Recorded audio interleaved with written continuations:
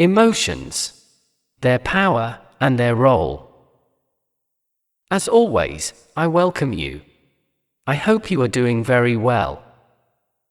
Much of this information or much of this knowledge already exists on Earth, but this is a particularly important topic, especially for star seeds, as they are often burdened with quite stressful and hard lives. Especially when it comes to mentally strong star seeds whose frequency is not easy to lower. This I just said connects directly to something Marie Soireau has been talking about in her important group of videos on the lower astral, so I highly recommend watching them for more information on attacks on star seeds to lower their frequency, and how to defend yourself against them. You will have a link to their channel now on screen, and also in the description. For highly emotional beings such as Lyrians in general, knowledge about the proper handling of emotions is essential. Otherwise, and perceived in the wrong way, they become something against you, even dangerous to oneself. However, emotions, far from being necessarily a danger or even a burden, can become your greatest strength. Your greatest source of power. On Earth, and although I do see an increase in movements urging to take care of oneself, not to self-treat oneself and to give emotions the necessary role and importance, the general tendency always leans towards dismissing emotions. Towards treating them as something that negatively influences what is really important, according to them, or that distracts from the work to be done. This is seen, for example, in the popular philosophy that everyone will have heard at one time or another through the famous expression, "You come here to work, not to make friends."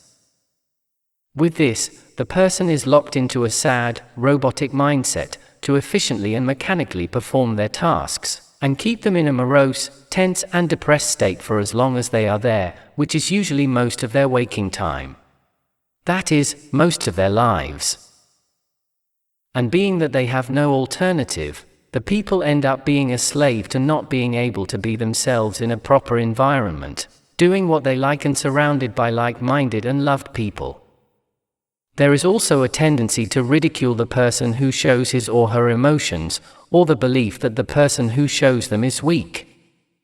However, it is not difficult to conclude that it takes far more courage to express yourself, despite the punishment of external opinion, than to hide for fear of it in order to maintain an image that, in the end, will collapse on its own. Because your own nature will eventually make it come out. However, as I said before, it is important to learn to manage these emotions, and to educate the mind to create constructive and positive thought patterns.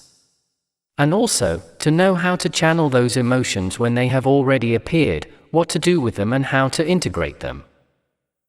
And it is curious how, ironically and by magical chance, it is people with extremely low emotionality who direct and guide people living on Earth. And I'm not talking about the cabal living in there only. As Marie explained recently, the regressive egregores of the lower astral, whom the cabal adores, feed precisely on the negative emotions they produce in people who cannot perceive them. And seeing that some non-empathic beings continue to maintain a project based on the suffering of beings who are emotional, being that the evil creatures of the lower astral feed on bad energies and bad emotions, here is something that, at the very least, raises the eyebrow. Strange, suspicious. Especially considering the recent statements of Arishar, our fellow Irma, to whom we are very grateful, which coincide perfectly with the suspicions that many of us already had here. But oh dear, I'm getting off topic again. Apologies. When you understand that emotions are not the enemy, that they are there because they are simply the message or the consequence of what you have previously perceived with a value and meaning, and that being an emotional being it is totally normal and understandable to live them, you start to be quite a bit happier. It is your nature, and repressing and hiding it leads eventually, and logically, to subsequent health problems, both mental and physical, and of multiple levels of importance or severity. A cat gets sick if it is not allowed to be a cat, a dog when it cannot be a dog, An Illyrian will get sick in the same way if it is not allowed to be Illyrian. Of course you can change the chip, the value or the meaning to the circumstances that you live, that happen and that surround you. And it is a hard training to achieve it and not to let yourself be carried away by self-destructive and self-abusive thoughts.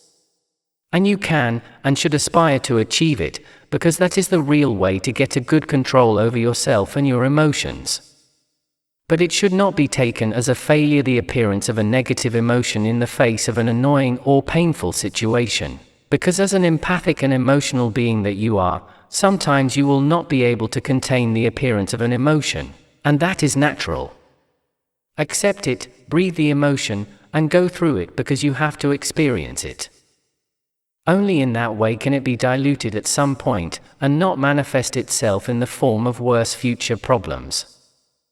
In the same way, it makes no sense to repress positive emotions of joy or affection, as long as they do not represent an annoyance or a lack of respect or consideration for someone else, of course.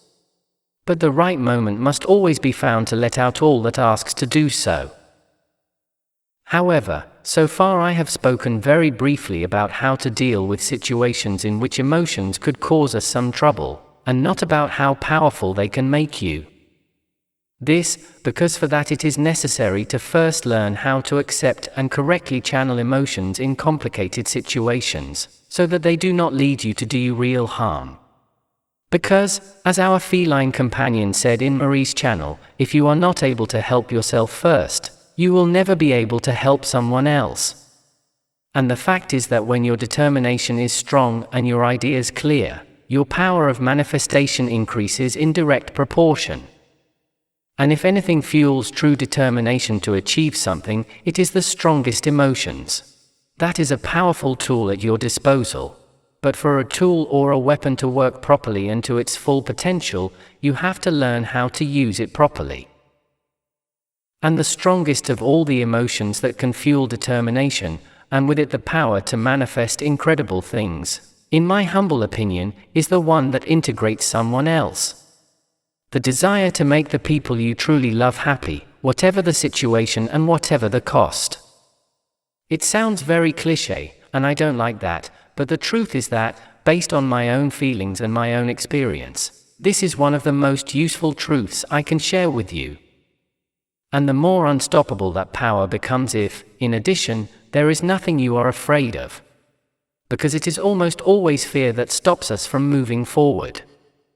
It is fear that gives rise to many of those destructive thoughts that end up leading to negative and unpleasant emotions, to a strong focus on danger, and finally to the manifestation of negative events that divert us from the path we wanted to follow.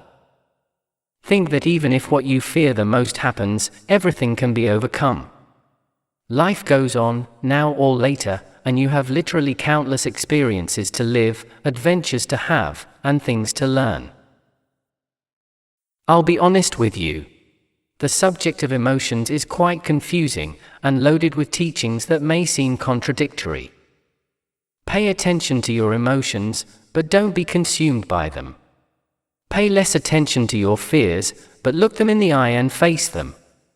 Accepting and integrating how you feel, but being aware that you can change the value or meaning you give to things, because that is actually what hurts you the most.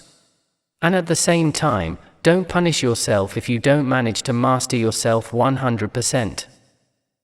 I still know myself to be an apprentice in all this, which for me is literally learning to live.